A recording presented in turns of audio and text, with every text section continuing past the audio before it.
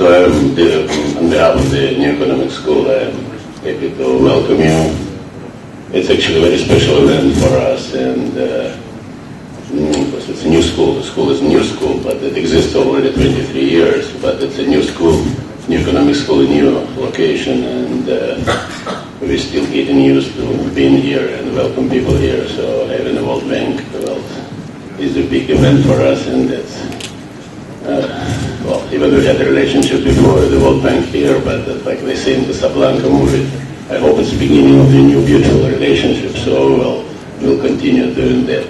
So about the topic of conversation, well, when aging is an important thing, it's collectively, individually, and well, even by looking at the titles of the presentation, first time I saw the word silver related to the aging issue. You know, I spent most of my time in the United States, and I was used to being in a golden age. Now I'm myself in a golden age, but so silver, I'm looking forward to learn about that. You know, aging and well, it's related to retirement is a funny thing, and I just traveling across the continents in different countries, I see how these things are different across the globe. You know, when in the United States a person retires, everybody accepts and anticipates that this person will be traveling, enjoying the golden age. The same, of course, happens in Russia, but the enjoyment is different because the grandparents are expected to take care of their grandchildren. So this is a different. This is also cultural divide, which I'm very interested to hear about that. And we're delighted we will have two presentations at least in discussions. First will be about Russia, but I will give the microphone to my colleagues here, and another about Europe and Central Asia. And I'm actually happy that at least one of the presentations we have whereas Mikhail is here, Mikhail is here, over there, yeah, that NES graduate is a part of all these things, so the connections existed before, and I hope will become stronger. So I'll give the microphone to Birgit. So let me introduce Mr. Rob Banerjee, who is the head of Global Practice Social Protection Services in World Bank, and we are delighted to have him here. Thank you very much, Professor Weber, and ladies and gentlemen, what a pleasure to be here. It is an important topic, I think, in many ways, but probably, if I may, more to Professor Weber and myself, the silver comes from here, right? This is the silver part of it. But I think what our colleagues will hopefully try to present is the fact that this matters for all of us. The rate of aging of the population, just from a global perspective, is important in the size and scope and speed with which aging is happening across the world. And that's what we at the World Bank are noticing. It is obviously a topic of great importance in Russia and indeed in the region in general. And that's why the two presentations we will have today will first focus on aging in Russia itself, and then zoom out into the overall region. But globally, this is an issue that is, if one looks at the numbers, is absolutely paramount. Just to give you a sense of how different the world is today in terms of aging, if you think of France, the population over 65 in France, for it to grow from 7% to 14% of the population took 115 years till the beginning of the last century. If you look at what Brazil will go through, or Sri Lanka, countries that you don't think of as aging, they will have the same doubling in less than 20 years before 2030. So what you're seeing across the world is a phenomenon that is almost unanticipated in its rapidity. And from the case of Russia and many other countries in the region, as we'll hear, this is something that we know, that we are seeing, we're experiencing, and now part of the presentations will be about what should we do about it. And there's a lot of hope. But for countries across the world, they're looking to Russia and they're looking to China And they're looking to Eastern Europe and they're looking to Western Europe to figure out what they should do. Because for them, the speed and extent of this population aging is coming up at a much, much faster rate than it happened here. So that is for us the perspective of why we want to examine this subject in great depth. Not just because it is terribly important for Russia, not just because it's terribly important for the countries of Eastern and Western Europe, but because it is terribly important for the world. I want to end by saying, though, that as you'll hear from both sets of presentations, there's a lot to worry about. There's a lot to worry about in terms of concerns about what will happen to economic growth if the population, as in Russia, shrinks. What will happen to fiscal deficits and government spending as the costs of healthcare and pensions, etc., rise? There's a lot to worry about, but as the presentations both will underscore, and this is what I want us to debate perhaps in the discussion that will come, that these worries need not be worries. There's a lot that can be done and should be done. And the question really is, can we do it? And when can we do it? And this is where I want to end, saying, why is it that in countries across the world, this is a phenomenon that is well understood? Economists have analyzed this in very, very different ways that you hear from very different types of approaches and disciplines. We know that this is something that will affect not only our children, but because of the fast pace of aging, sometimes ourselves. Why aren't the right policies taking place? And the answer lies in two issues that I hope that we will have a chance to explore later.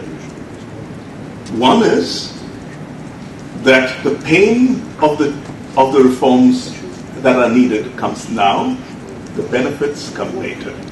And this is always the challenge with any reform process. And that is something that we need to figure out how, as a national and global community, we need to harness and make sure that we make the right decisions for ourselves in the future and for our children. And secondly, as you'll again see from the presentations, one of the challenges of the economic challenges of aging is that it affects many sectors. It affects labor markets, affects health, it affects the budget, it affects education. So in some ways, what is needed is a coordinated action along several fronts. And that, again, is something that is difficult to do for any country. And again, part of why we want to concentrate on these issues and bring it to the forefront and debate it is because what is needed to enable us to move into the silver and golden ages that we know that we can is to have action that is now and action that is coordinated. So I very much look forward to your participation and the discussions. Thank you for having us here.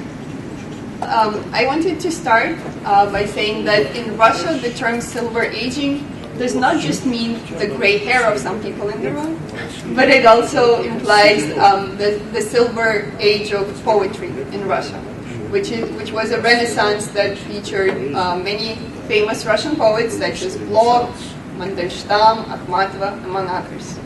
And we hope that in Russia, for aging will bring about a renaissance of sorts as well, and this can only happen under certain conditions. As Arup just mentioned, one challenge of population aging is the intersectoral nature of the problem. However, in our case, in the case of our report, it was the collaboration of different people from different sectors and different institutions, which was one of the great strengths of this report.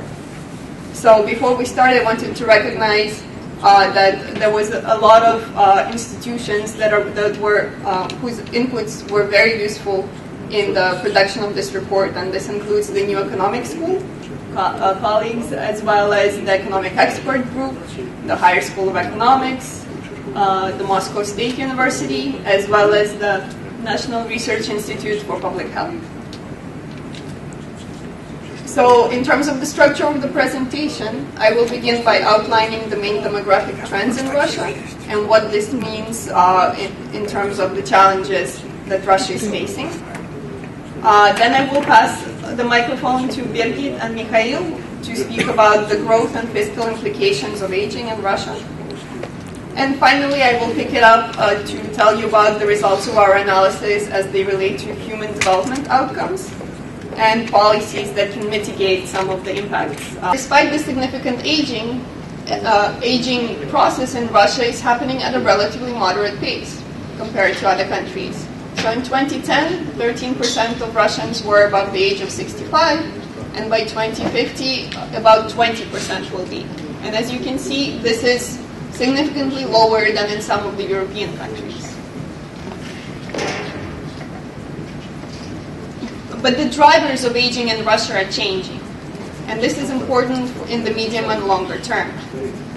So population aging can be driven by two separate forces. Falling fertility, so if you think of the age pyramid, this would be fewer numbers of young people, so the bottom of the age pyramid is getting smaller. Or it can be rising longevity, which means that the top of the age pyramid is getting larger. And as you can see in the graphs on this slide, in the last, so between about 1960s and 2005, aging in Russia was driven almost entirely by falling fertility. Because life expectancy, as you see on the right-hand graph, stagnated or fell, especially for men. However, in the future, this will change.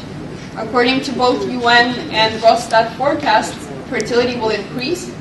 So that means that any increases in median age that we will see will come basically from rising life expectancy. And indeed, according to UN forecasts, life expectancy is expected to rise from about 68 to about 72 between 2010 and 2050. Of course, increases in life expectancy are a good thing.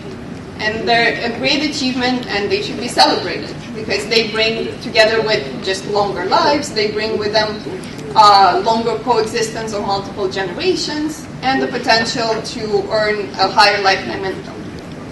But this can happen under the right conditions. And the right conditions are expressed in this policy framework that you see in front of you. This policy framework has three interrelated policy areas, and it functions on three different levels. At the individual level, people need to be healthier throughout their life, and especially at older and older ages. Policies related to healthcare system can help individuals achieve this healthy aging.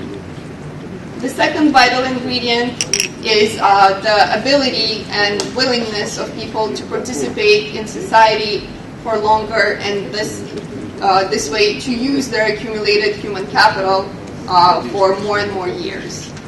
And this would contribute to the active aging agenda.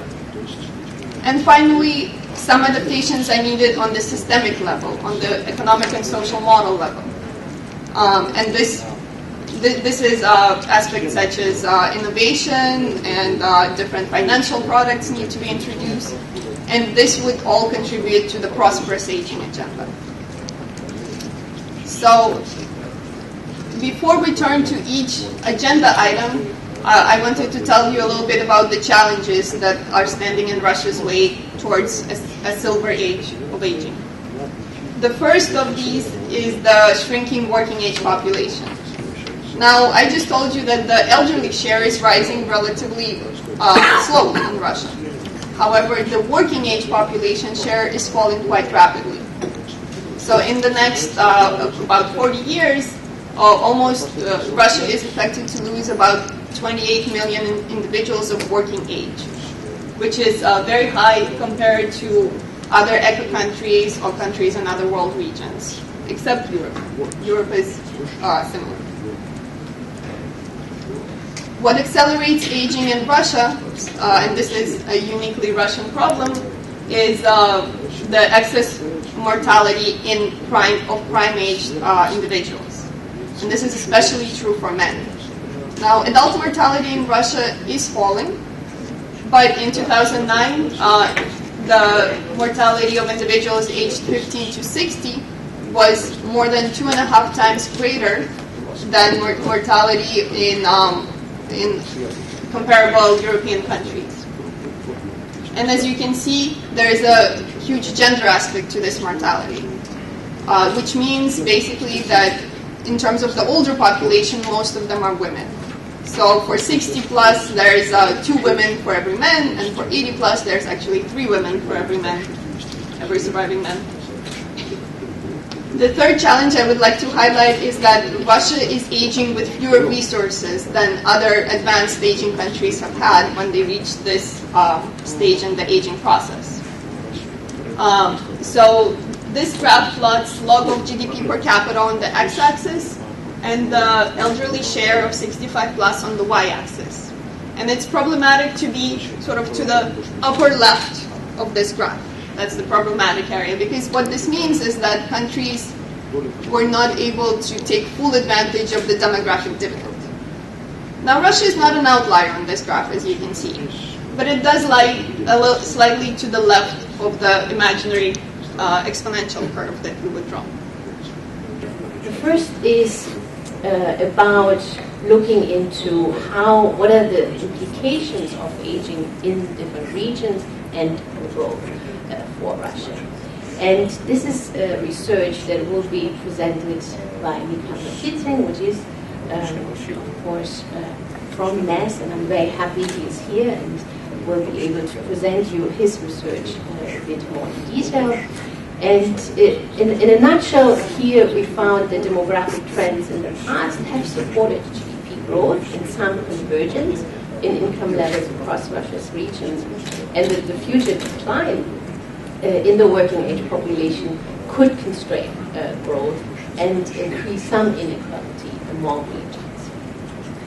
The second paper that we perceived really looked into Russian aging in Russia and how it would impact the fiscal side. And here we again found that if we look at it as a package, how aging is impacting growth and the budget in the future years, it is not just a question of aging for Russia that is very important going forward.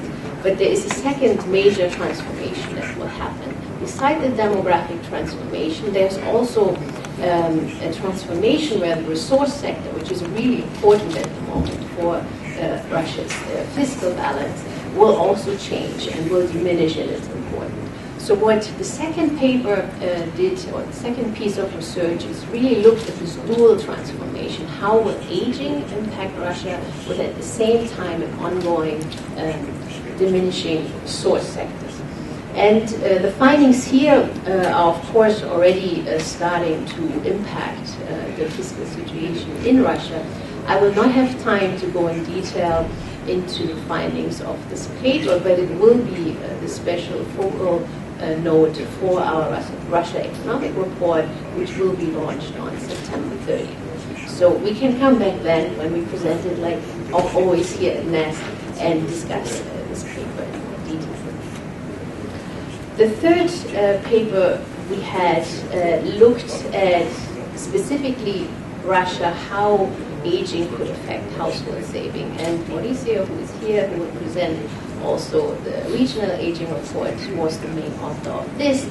And he will probably elaborate on this topic a bit more in his presentation. But in essence, here the main findings are similar to other literature, that there is the causal link from private saving to growth is not an easy one to establish, and at best they are happening simultaneously. And it finds some evidence that aging can negatively affect savings, but that many other factors, including economic growth coming from productivity changes, may counteract this negative drag from aging. And then in the fourth paper, we really try to put it all together into a long-term growth projection, and most of all, really look at this positive factor. What happens with long-term growth without any policy changes? So if we really extrapolate current behavior in institutions on an older society in the future, and then present scenarios that have actually policies included and how would that differ in the long term for the growth outlook.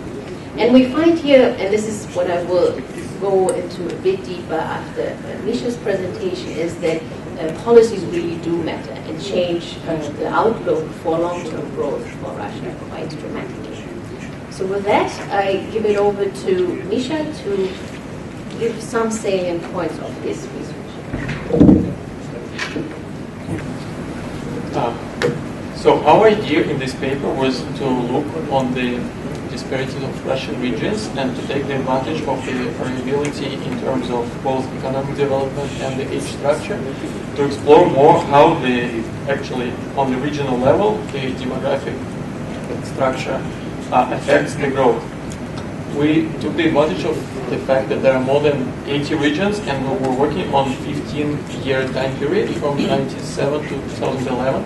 That is a very important time period during which the share of working age population, you could see it on the right chart, first increased and reached its peak and then went down quite dramatically. So it's a relatively short period, but it was very important in Russia. So we divided all regions into two big groups, depending on the initial level of GDP per capita.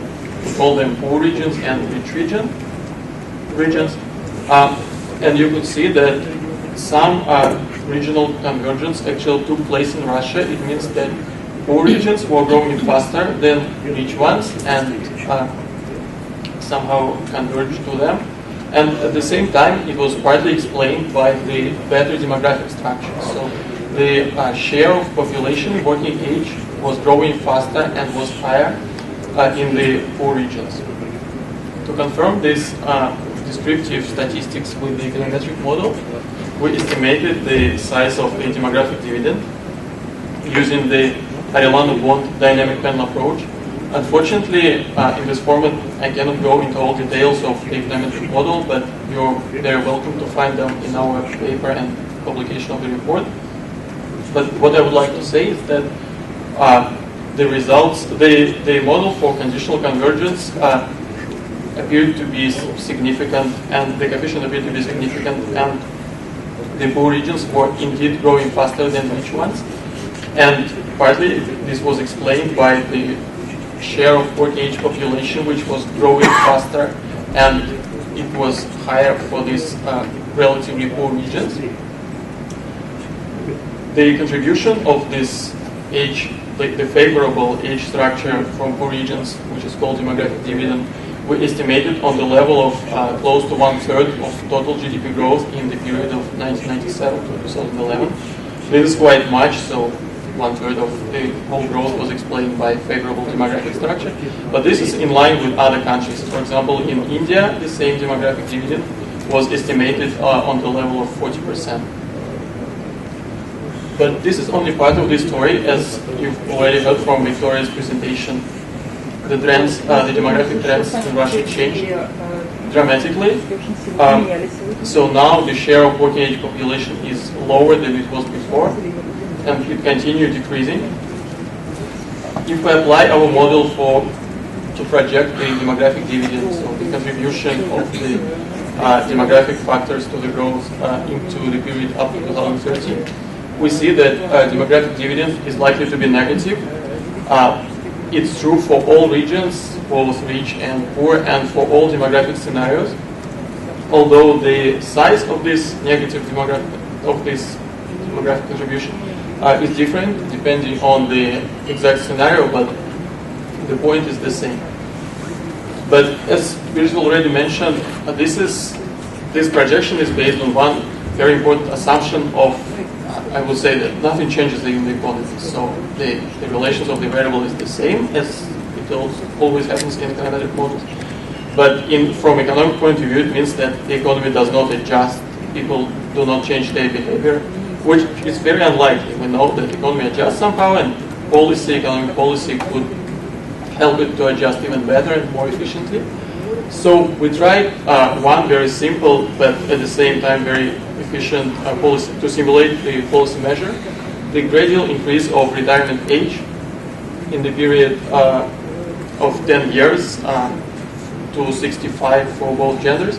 And we found out, you could see on the right chart, that it changes the conclusion dramatically. So the negative contribution of demographic dividend or negative demographic dividend now turned to be positive, and the point of this exercise was even rather simple but very targeted policy measure could convert the burden to the economy to some positive dividend. So, and the economic policy could mitigate or even compensate the negative shock. So this was very simple result, like very simple policy measure for the regional convergence. Now I'm happy to pass microphone back to Bridget. She could tell you more about more policy implications that we simulated. From this point, and we started thinking which policies matter, what is the current policy environment, and what else can be done. So let us now turn to the human development outcomes that can help to mitigate some of the macroeconomic and fiscal impacts of aging that you have just seen. So the question that we posed is Russia on the right trajectory to the silver age of aging? And in doing this, we focused on just 3 areas. Obviously, as you saw in the previous slide that I presented with the policy framework, that policy framework is very comprehensive. So we could not cover all of those areas in one single report. So our strategy was to consult with our counterparts and to consult with local experts and to find some issues that are understudied in the Russian context. So we left some very important issues for future research. So the 3 areas of policies that we have focused on are family policies, promoting active aging, and lifelong learning and adult education. For each of these topics, what we did is we conducted, with the help of our Russian academics, we conducted policy diagnostics and review, which means we analyzed the current situation, we looked at the current policy package, we also looked at the countries that have aged much more than Russia by now, and we saw, okay, well, what works for those countries in terms of what policies help them to mitigate some of the effects of aging. And using both the analysis of the current situation and what works in other countries, we generated some policy options to make policies in these specific focus areas more effective. So I will give you a brief overview of what we found, and for more detail, I'll refer you to our report, which you can find in 2 languages here. So let's start with the question that is of a lot of interest, not just to the Russian policymakers, but to policymakers around the world in terms of aging countries, and this is pronatalist policies, or family policies as they're called. The question here is obvious. Can these policies help raise birth rates? So, and do they work in other countries? So one interesting thing we found when we looked at the evidence from OECD countries is that some countries, such as the so-called Benelux, so this is Belgium, Netherlands, and Luxembourg, as well as Nordic countries, have experienced a fertility rebound in recent years. We tried to think of what can explain this. And we found this, I don't know if you can at least see the lines on these graphs. We found this interesting correlation between employment rates of women and fertility. And what you can see is that this relationship changed dramatically in the last 30 years. So in 1980, there was basically, in terms of how countries go, there was a substitution effect. So countries that had a lot of women in the workforce were countries with low fertility. So women either worked or they had multiple children. But by 2009, you can see that the relationship changed completely. So now women apparently want to have both, a career and children. And if their society allows them some semblance of balance between work and family life, then they're more willing to have the second or maybe even the third child. And this is what you see in this graph.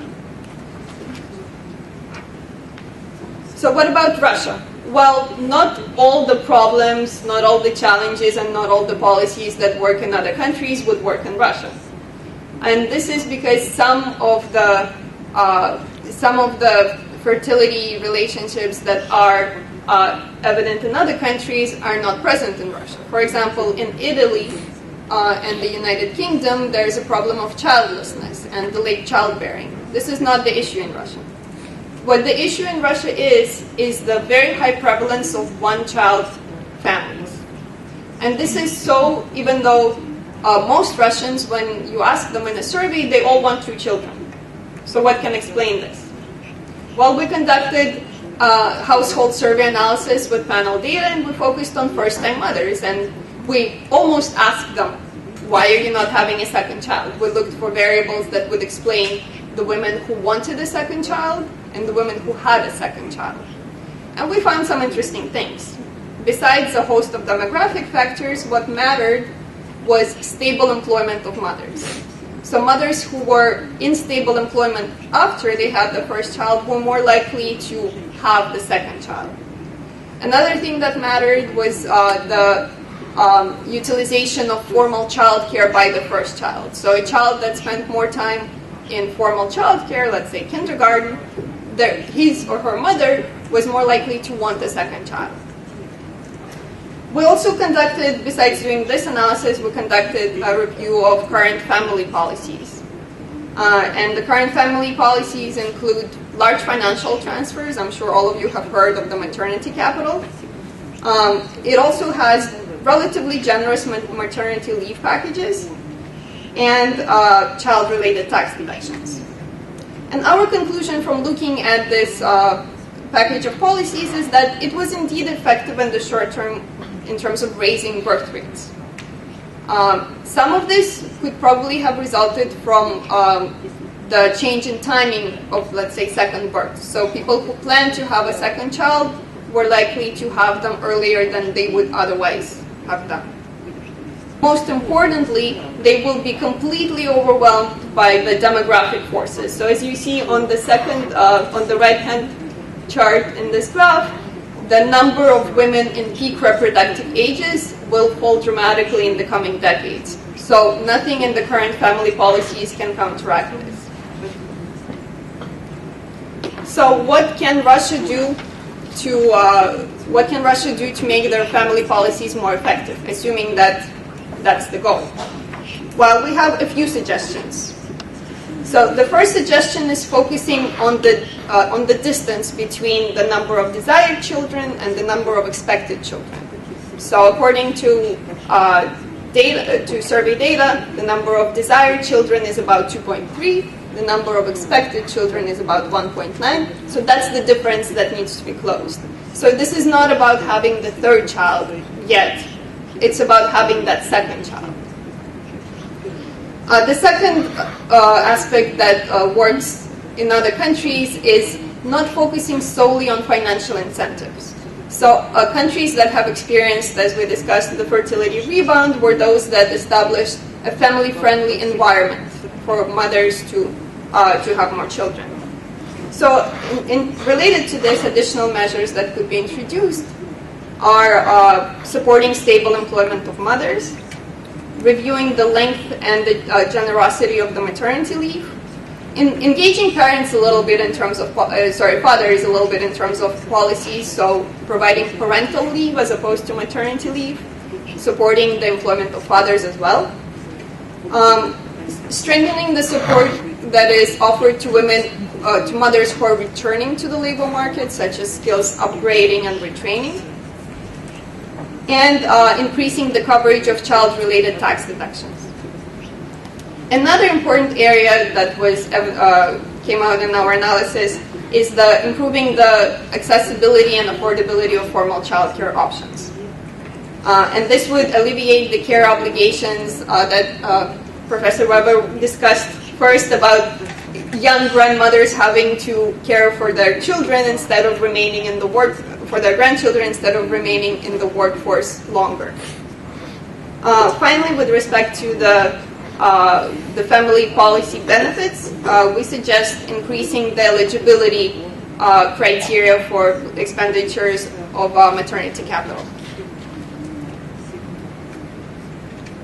The second focus area that we focused on is promoting active aging. So this is how do we extend the working lives of adults to mitigate the labor market, to mitigate the demographic changes that are coming. So, well, how did other countries do this? They did this in a number of ways. The first is by preserving the health of their workers throughout their working life. And this can be done through health promotion campaigns, as was done famously in the 1970s Finland. So Finland was able to achieve very impressive reductions in cardiovascular mortality due to health promotion campaigns, and it actually achieved fiscal savings through this campaign. Another way to extend working lives is by adjusting the firm level, the workplace environment, to the needs of older workers. So in, again, the famous example of BMW in Germany, they did some very small cost-effective workplace adjustments, and they were able to increase the productivity of their older employees significantly at very low cost. Moreover, the incentive-compatible design of social insurance cannot be overemphasized enough, and we will see this later. For example, in Austria, when they reduced the early retirement age, this increased employment by about 10 percentage points, and this resulted in significant reduction of net government expenditures. And finally, just to mention one popular instrument is wage subsidies, but we actually find in the literature that there is mixed and limited evidence that this is an effective instrument. And when they do work, they usually work with training programs. So what did we find in our analysis of active aging in Russia? Well, we found that, to start with, labor force participation in Russia is already relatively high. But there is scope for improvement for two demographic groups. The first is young mothers, and you can see this is the men versus women. There is a gap there, the gender gap for young mothers, and for older adults of both genders. And this is on the right graph. We're comparing it maybe not very fairly to Iceland, which has a very distinct labor force structure. But you can see that on the right-hand side, there's a definite scope for improvement in terms of labor force participation of 50 plus. So then we looked at the empirical evidence for Russia, and we looked at the household survey data as well as qualitative evidence. And we looked at the question, why do Russians stop working at a certain age? And we found a host of factors. Most of them are common to other countries as well. Just very quickly, human capital matters. So people who are healthier and people who are more educated are more likely to work longer. Like in other countries, spouses prefer to retire together. So the employment status of your spouse matters. The availability of other income, which could be pension income or some other non-labor income, reduces your likelihood of remaining in the labor market. Interestingly, we found that some aspects of jobs matter. So, for example, individuals' job satisfaction matters in terms of their staying to work longer. And attitudes of employers matter. So both attitudes of employers and attitudes of the society or employees in general. So who has a right to job? Do older workers displace younger workers, let's say? And what employers think about older workers. So all these factors matter in Russians' decisions to stay employed. In terms of the review of social insurance programs, we started with the obvious fact that the retirement age in Russia is relatively low, so they start retiring relatively early. The most recent reform in 2013 did not change the retirement age, but it did introduce some incentives to defer pension receipt and to continue working longer.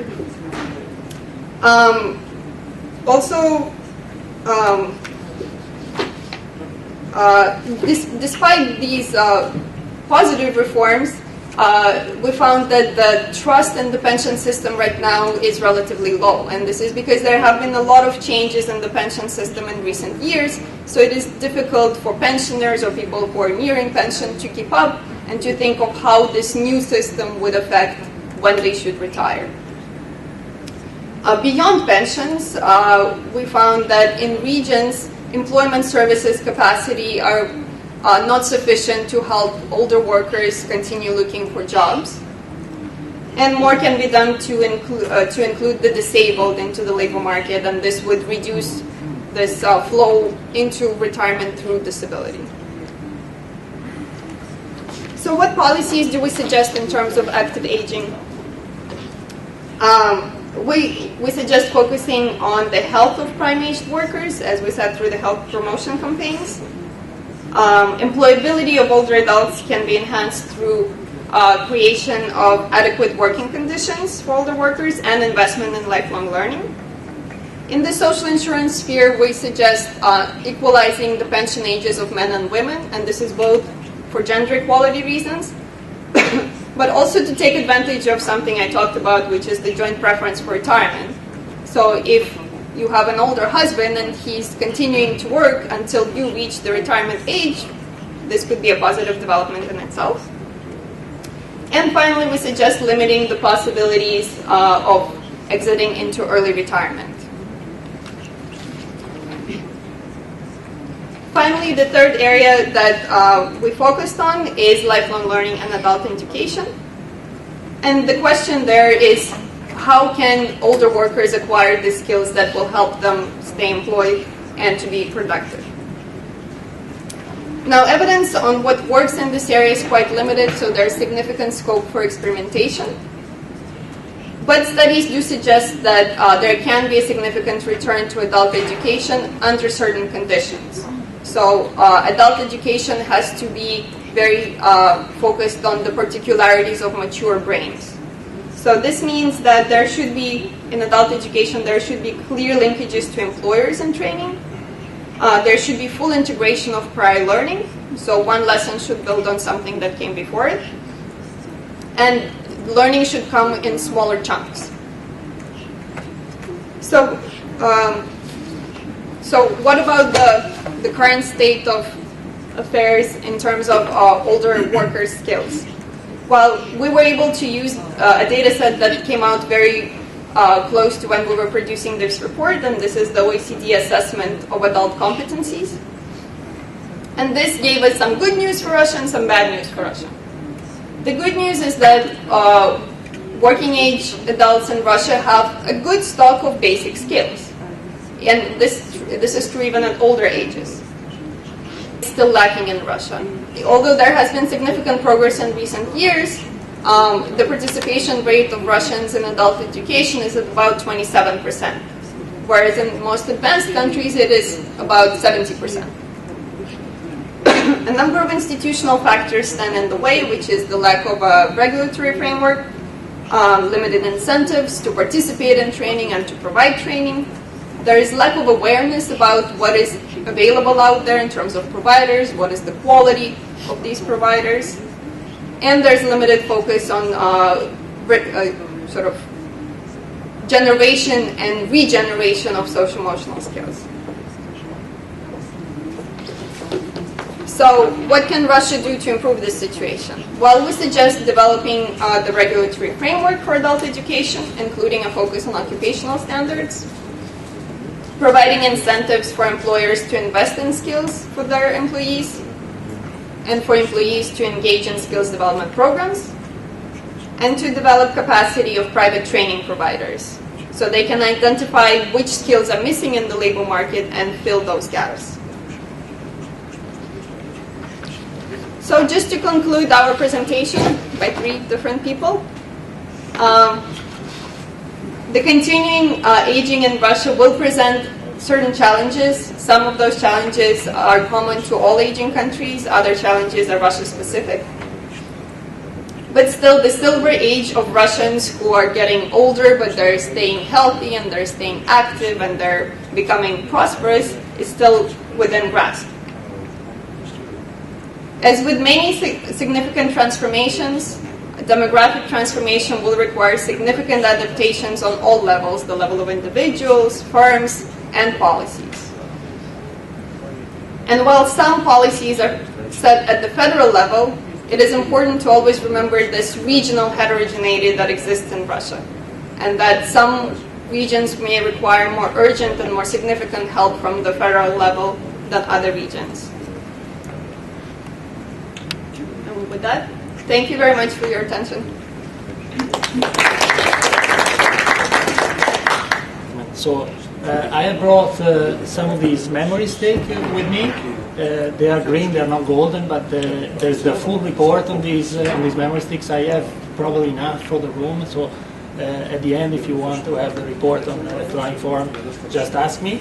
And there is also a Russian translation of not the full report, but just the overview, but which contains everything. And we have quite a few of these, so please take them. They are free today, only today. And there is obviously a website. If you go to the worldbank.org and search, probably in Google is even easier, Golden Aging in Europe and Central Asia, you will find a website there. There is a lot of additional material, and every time you go there and click on the link, I get a salary increase. that's not true. But, anyway, visit the website. There's quite a bit of interesting information there. Okay, so you're at the risk of simplifying, thanks. At the risk of simplifying a fairly big report, a complex report. We have very little time, but we will try to emphasize two main things.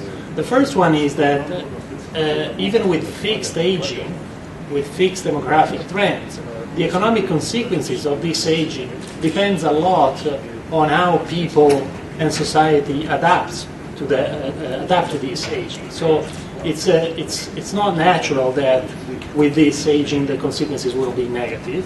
Depends a lot on policy and change. And the second thing is that even that aging is malleable.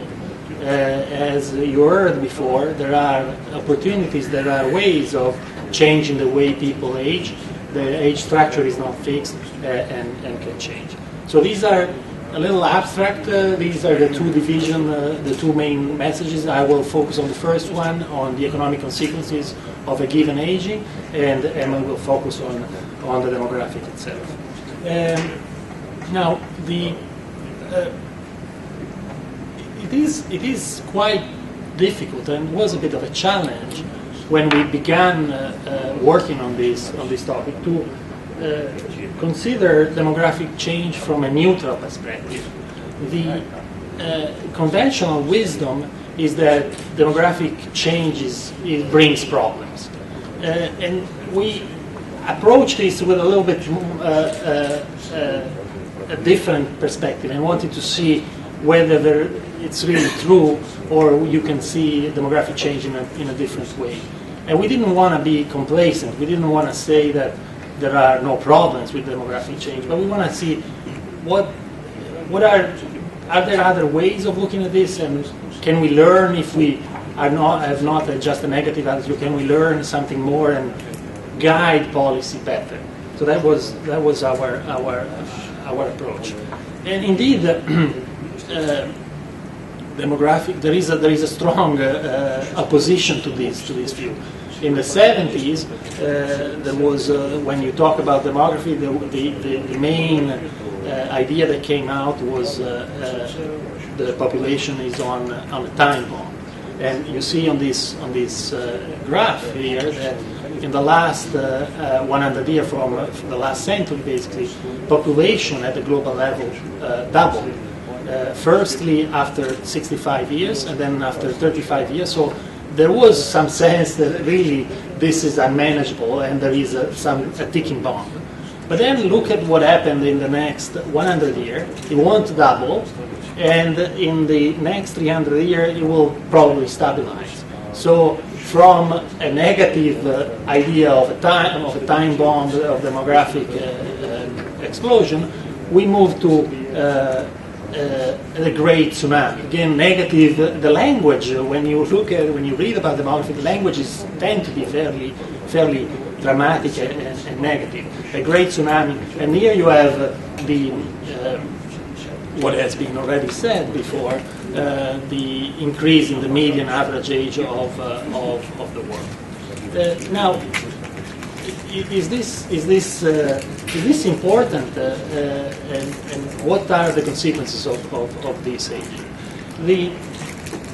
The main problem with the negativity is that people are kind of thinking it's more easy to think in linear terms. So if you take the labor participation, if you take productivity, if you take saving behavior, and you look at the different ages, you find that young and middle-aged people tend to participate more, tend to save more, tend to be more productive than older people. So when the age structure changes, you end up with a society that is less productive, saves less, and participate less.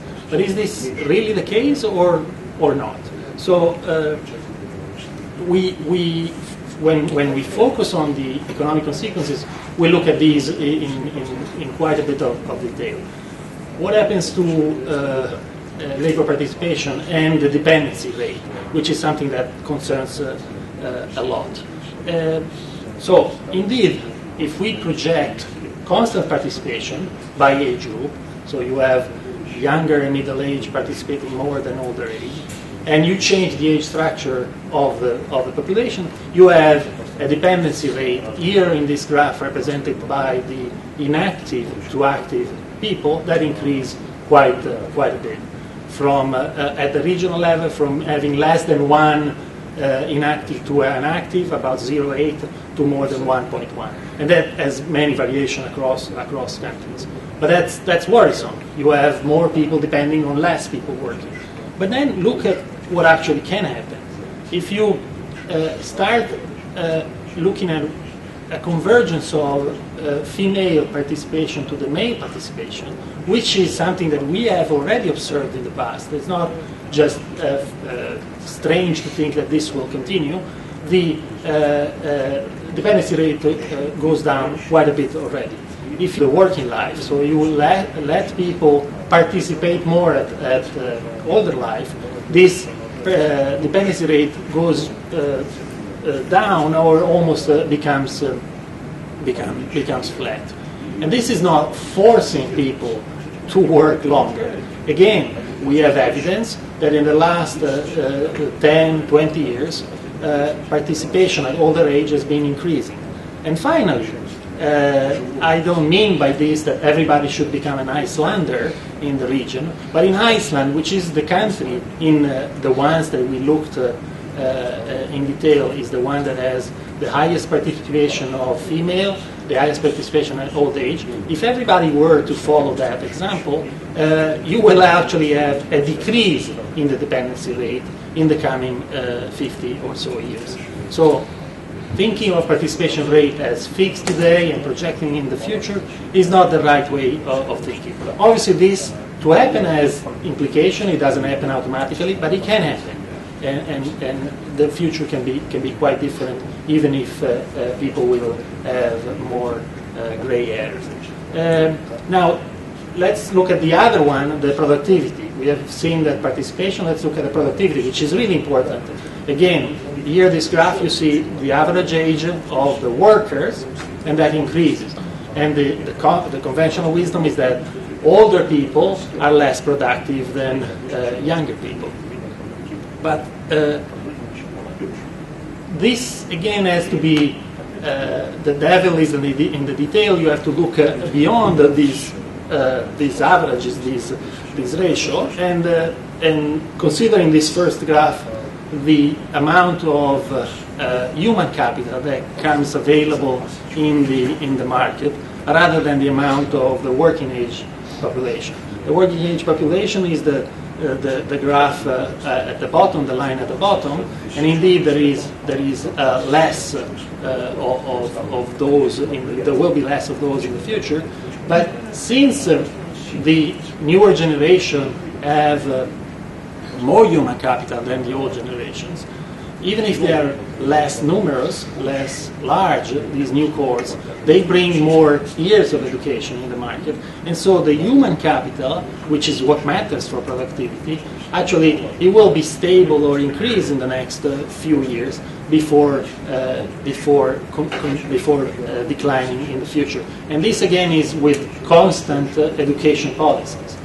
And this is the first, if you wish, policy message that I can emphasize, and that is when you have a lower growth of population, it's not really a problem. The problem is if you don't take advantage and educate these newer cohorts better and more. And if you let me spend 1 minute on this because it's really crucial, I think, and it's important. What Victoria was mentioning about adult education. If you look at the literature, it's really hard to find some paper that shows positive effect of adult education, lifelong education. But that is because the institution of education are not really changed yet. You take basically older people that have been doing similar jobs for their older life, send them to a university, send them to a course, and let them learn some new things, and then test them. And they normally test not very, very highly. They have just lost their capacity to learn. But also the old institutions of education is still in most of our society an institution that is oriented to young people. Why we do educate young people? Because the benefits for society are higher than the benefits for the individuals. But when the whole society ages, we can think of changing this and changing the incentive and educating a larger amount of old people may actually benefit the whole society more than it costs and more than it benefits the individual. So there are institutional changes that are needed. Still on productivity, the idea that young people are more productive is not really there by the data. Here, and it's not easy to calculate productivity at different ages. We have attempted here, and here you have how much the wage changes along the lifetime of a Russian, of a high-skilled Russian. And you see that the peak of productivity is higher than the average age of the worker. So there is still room for productivity to increase for Russia. We get some science in the report that is not economics only, but it's medical science. Here you have a scan of the brain of young individuals and old individuals, and they are doing some tasks, and you see that the young individuals, the one on the which one is on the left, is using a part of the brain, which is the red part, that is activated while doing this task. And then you have two different types of old brain. One that is not that try to imitate the young brain and uses only the same parts of the brain, and it doesn't actually produce at the same speed, at the same pace of the young brain, because it uses the same part of the brain that has been aging. But then you have on the right another individual that actually uses some of the same faculty of the young, but compensate that by using experience, which is the other part of the brain. And the performance of the left and right extreme are similar, whereas the performance of the middle one is a bit less. So there are ways that the human brain can adapt and can be as productive as the young brain. Society adapts to this. To explain this graph will take me a long time, but there is already, the economies are already adapting to an older workforce, and you see that the export they do is different depending on the labor force. But we can discuss this maybe in the discussion. let me, before I give the floor to Emily, let me emphasize one important concern. Whatever I said in terms of labor participation and productivity, which don't necessarily go down with aging, is true on average, but there is variation across the distribution. So not everybody has the same opportunity of remaining active, and not everybody has the same opportunity of using his brain well and being productive. And that is a concern. I give you just a couple of examples of this, of why distribution is important, or why there may be aging society may become more unequal. Here you see, when we first saw this, we were quite surprised how big the differences in mortality rate can be between individuals that are skilled and unskilled. And here you have male and female in Russia of high education and low education, and the mortality rates at the age of between 55 and 69. So you see that the difference are more than twice. The less skilled individual have a mortality rate, a risk of more than twice. So they disappear much sooner than they should. And there is another inequality behind this, because they contribute to the pension system, and the pension system don't have mortality tables calibrated to different skill levels. So they actually will, unskilled people contribute to the pension system, but then they don't get, they have a mortality rate that is the average mortality rate, but they die early, and so they don't cash in on what they have saved. So there is an inequality there in the system. The other thing that I want to show you is which goes back to the productivity, is the life, that the age profile of earnings of a skilled and unskilled individuals. And you see the graph on the left is both, it shows both the wage profile of a skilled and unskilled throughout their life, and on the right you have the gap between the two. And the gap increases for most of the life, and then just dips toward the end. And this amount to basically these differences in for an older worker, the wage differential can be 1.5 between a skilled and unskilled. But since this goes on for all the life, the skilled workers tend also to accumulate and save more throughout. And so the assets, the difference between the assets of a skilled and unskilled can be twice as much, so 3 times the difference that of 1.5. This has implications that I highlight here in these notes, and there is a serious concern in terms of inequality, and in the report we go explain it quite in detail. Here maybe I'm a bit too blind to say that there is a risk of an erosion of the middle class, but we can see some risk of polarization. So I'm going to conclude on the kind of World Bank work, and I think it's actually an apt discussion that we're going to have now to finish off our aging presentation. And the focus is going to be on how countries are aging differently, and the policy agenda, and the very different policy agenda that countries face.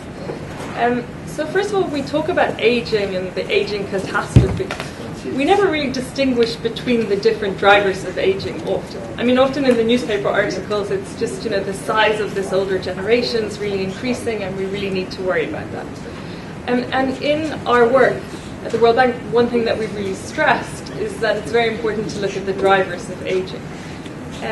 Now, as the Russia work and also the regional work has pointed out, aging is really taking place in Russia and much of Eastern Europe because of aging from below. What does this mean? This means that you're having shrinking younger generations and actually not a huge increase in life expectancy. So you have imbalance across generations. And here the real challenge is for governments to deal with different sized generations, large generations entering retirement ages, entering the health system in later years of their life when they need a lot of support and care, and being supported by a smaller tax base as you have younger kind of shrinking generations. And you can contrast this with, say, the situation of countries like France, where they have had aging, which has taken place because of a declining fertility over a long period of time, but where the fertility is actually replacement rate now. So you have a certain balance in generations. Generations are very similar in size. And you have an increase in longevity, so people are living much longer lives. And there what you really need to do is prepare society for people to live longer lives. And the challenge is how you adapt structures that countries put in place much earlier when people were expected to die at a much earlier age to this longer lives of people. So in the report we really stress this difference between countries and talk about how we need to get beyond just this discussion of aging people and how to deal with older generations and really look at aging societies. So and look at how we can restore the balance across generations. Without that, there's going to remain this large challenge of how you deal with these hugely different sized generations in a country over time, and the big political economy challenges really of adapting your system progressively to rapid changes in the size of younger cohorts.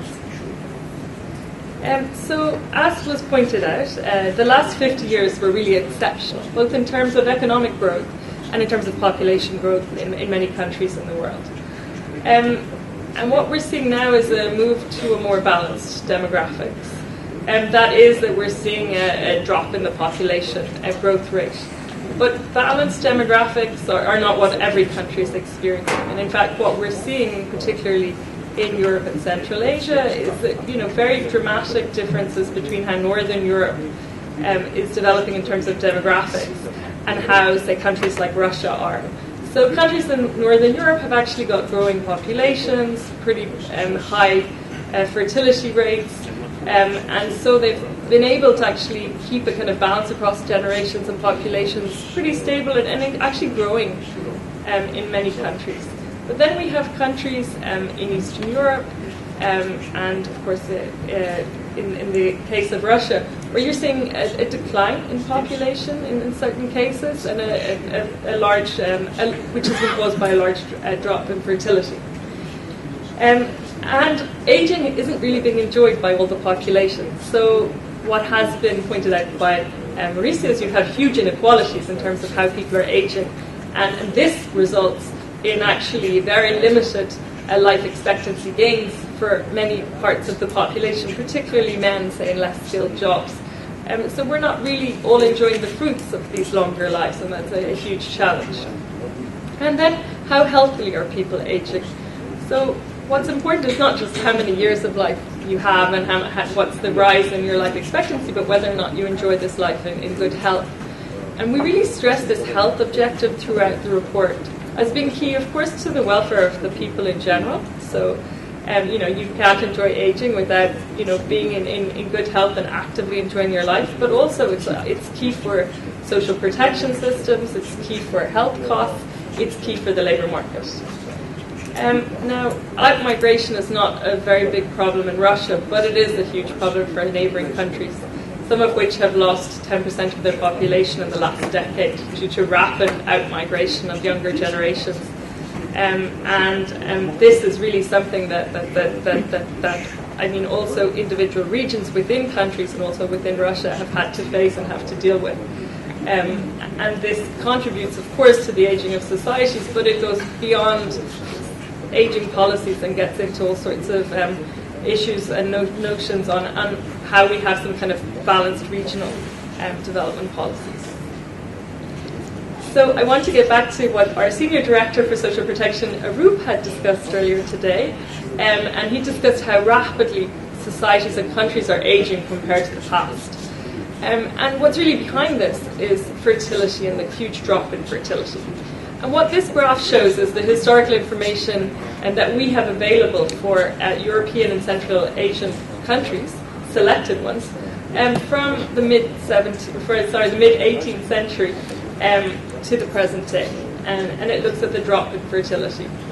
Now, the drop in fertility was first seen in France around the time of the Industrial Revolution, and many economic historians have found a link between female empowerment and labour market opportunities and this drop in fertility. The UK and other countries which rapidly industrialised in the 19th century saw this occur later on.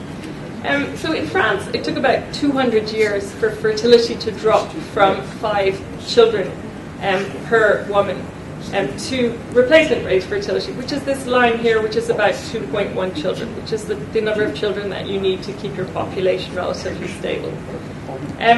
Interestingly, France kind of stopped recently at this replacement rate fertility. Fertility reduced somewhat in the 70s, but they've managed to get back up to this replacement rate fertility. And many countries in Northern Europe have close to this replacement rate fertility. Now, recently, what we've seen in the last 50 years is a whole group of other countries joining in this rapid fertility decline. And Albania is an interesting example. It's a country that only took 36 years to move from 5 children to 2.1. So you can see, and you see this in the population pyramids, I guess, which us fans of demography really like to study, just this rapid change in the shape of population pyramids.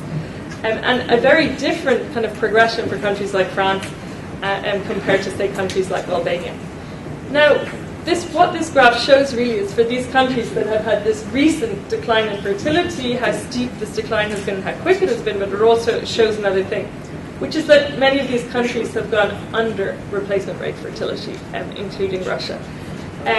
And this has huge demographic consequences. And in her presentation, Victoria pointed out some of the reasons behind this. They're very different depending on the country. So in some countries, it's because you have large parts of the population that are having no children. In some countries, it's because they stop at 1. Across most countries, we see that people say they want 2 children. And the reasons why this doesn't actually emerge, I think, are very interesting. For the poorer countries, what we're really seeing is that it's the economic stability and the amount of money you have that's the key determinant. I think as countries become richer, these issues of equality, particularly in the workplace, become very important. And then key to this is what policies, I guess, the government can put in place to mitigate against the key drivers of this hugely declining kind of fertility. Okay. Then I think the second important demographic message from our report is that really countries need to aim at ensuring that societies, everyone in society is gaining from longevity and longer years of life. Here, what we're showing in this graph is just the gains in life expectancy at birth. This is for the whole population from 1960 to the most recently available data for all countries, which is 2012. Now, the EU15, which is the group of countries that made up the European Union before 2004, is the grey line on the top. And you can see that life expectancy went from 70 to, close enough to 80 for many of the countries in the group. I think what's more interesting in our case is to look at Europe and Central Asia, so this is the red line, and compare what's happened with the yellow line. This is East Asia and the Pacific. So East Asia and the Pacific actually started with relatively low life expectancy. In 1960, it was about 46 years old, and managed to increase to a life expectancy of around 70 years by 2012. At the same time, what we're really seeing in Europe and Central Asia, which you have there in this red group, is a kind of stagnation of life expectancy. So there were some gains, and there was a fall in the 1990s, and there's a slight uptick recently, but it is the region in the world that has had the least gains in life expectancy. And if we're talking about Russia, it's kind of interesting to compare Russia to the case of Japan. So Japan has the highest life expectancy in the world currently, at 83 years old. Russia has a life expectancy of about 70 years for the last internationally comparable data, that's 2012. Interestingly, in 1950, the life expectancy in Russia was about 60 years old, and in Japan, only 57.6 years for men. So Japan came from a situation of much lower life expectancy and managed to make all these gains. So really, I think when we think about aging, this is where we're lagging behind in Europe and where we really need to focus. And in our report and also in the work that's been done in Russia, there's a lot of focus on what are the policies behind this. For example, achieving the cardiovascular revolution, targeting the inequality that we're seeing amongst men in terms of health outcomes, and also across socioeconomic classes. This is kind of interesting. Actually, much of the life expectancy differences that we see in Eastern Europe are explained by much lower health outcomes for less skilled individuals. So it's explained by the much higher inequality that we're seeing in life expectancy outcomes. So turning aging into an opportunity. So to end this on a positive note, which I think is the current trend in much of this aging research. We cover a lot of different areas in both our research and the regional report, and also our research for Russia. I think there are three main strands of this activity. The first two that we've concentrated on a lot. So that's one is returning to this kind of balanced demographics. What's needed behind this? How can you reconcile family and career goals, ensure families have adequate income, etc., to support them to have the number of children they want? They say they want, at least. Second is this healthy kind of aging aspect of this returning to normal demographics. How do you ensure people actually live longer lives and live those longer lives healthy? And for many of our countries who are facing these migration issues, one issue is how they can themselves look at maybe attracting immigrants and also make the most of their emigrants and diaspora abroad. Because we've seen huge reversals, and we point to this in migration patterns globally in history. So, for example, my own country, Ireland, went through a period of rapid population decline and out-migration, and only recently has become a country that has managed to attract a lot of people and has a growing population. So these things can change. The second thing that we really focus on is the economic consequences of aging. And here there's a huge focus on labour markets and how we can translate longer lives into longer working lives. We look at productivity, lifelong learning and workplace interventions. We also look at the fiscal challenge. And that's interesting because within that you see a huge diversity of countries. We don't necessarily see a one-to-one relationship between aging and huge increased fiscal costs. In fact, those countries in the European Union that have their projections suggest will have the biggest decline in aging-related costs are the ones that are aging the most. So there's nothing set out in stone in terms of aging and this kind of fiscal doom. It really depends on the policies that are put in place. And we stress that putting those policies in place at an early stage is going to be very important. Inequality. And this is something where there's going to be a lot more future focus in coming years. The OECD is at the moment working on a report which should be ready, I think, in 2 years on equal aging and really looking into this issue. And that's one of the things that we've really tried to do with our work at the bank as well, is to get beyond the macro data and look into the micro data and stress how different population groups are aging and what different challenges that they face. Obviously in health and pensions, this is paramount in much of our work day to day. Now the third area, which we have not focused on hugely, but we have done some interesting work, is looking at the political economy challenge. So we've done some empirical work actually to look at attitudes towards policy change and how they relate to the age of individuals. Really to try and examine this message that we often hear is that old people don't want change, they just want societies to be set up for themselves, etc. And we find that we don't have very solid evidence to be too gloomy in terms of in terms of political outcomes not being conducive to adapting to aging due to older people rejecting reforms. So finally, I'm going to stop with just a presentation along some dimensions of the aging challenge, of how different countries are faring in Europe and Central Asia. And this allows us to position countries and kind of compare and contrast them and bring out the major aging challenges that some countries face. Here we look at some outcomes along, first of all, the demographic theme. So we look at the total fertility rate, the expected healthy years of life at birth, the net immigration rate. And then we look at some initial conditions and how these would really tell us how countries can really prepare for aging, how prepared they are to overcome the challenges. So this would be the adult dependency rate, the score in PISA. So this is the education attainment kind of score, education quality score that we have from the OECD, levels of public debt, the poverty gap between the young and old, and then finally voting. We measure the participation gap between young and old as a kind of giving us some kind of idea of the political economy challenge. This is one such index, and looking at the aging challenge, there's also the active aging index that Russia has been working with, I think, the UN on, but which follows some similar themes. Now I'm getting to the crucial graph, I guess. So here is a presentation of where countries fit on this index. We have here the average score on the index.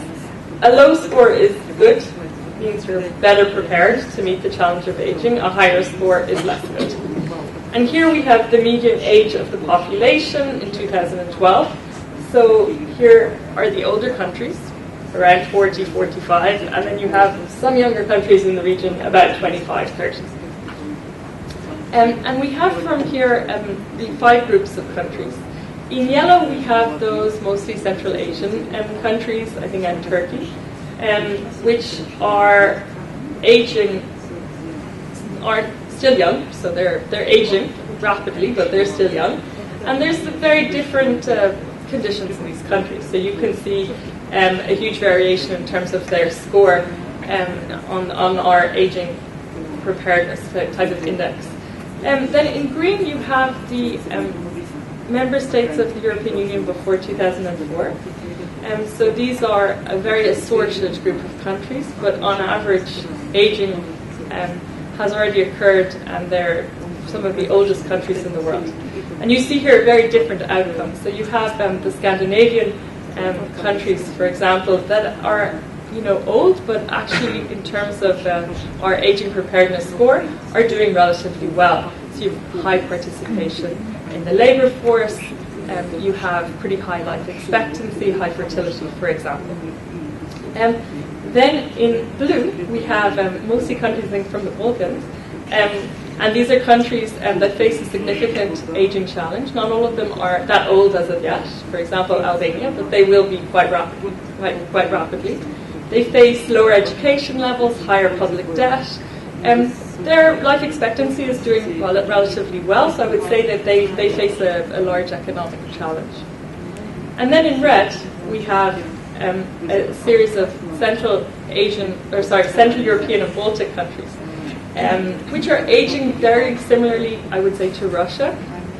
And here these countries face huge demographic challenge. Many of them face very high out-migration, low fertility rates, and limited life expectancy gains. And then depending on the countries, they also face a very high economic challenge. We're actually seeing some growing divergence between countries, with some of these countries having relatively high education quality, stable macroeconomic policies and high enough growth rates, and others where really productivity gains are lagging behind and where aging brings with it much more challenges and concerns. And then finally, we have the group where Russia is included, and this includes many neighbouring countries. And really what allows Russia to score not so well on this particular index is these demographic factors, particularly life expectancy, where if we compare it to other countries in Europe, Russia has really lagged behind. And so the demographic comes out as very important, and that an enabling agenda to move to this more balanced demographics where people can all enjoy longer lives in general, and will really be critical for Russia moving forward. So with that, I'm going to finish my presentation. Thank you so much for your patience to listen to us all today, and we look forward to your questions.